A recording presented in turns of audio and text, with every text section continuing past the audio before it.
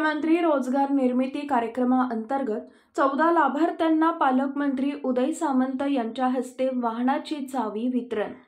पालकमंत्री उदय सामंत आणि सिंधुरत्न समृद्ध योजनेचे विशेष निमंत्रित सदस्य किरण सामंत यांच्या हस्ते 14 लाभार्थ्यांना फिरते विक्री केंद्राचे आज वितरण करण्यात आले।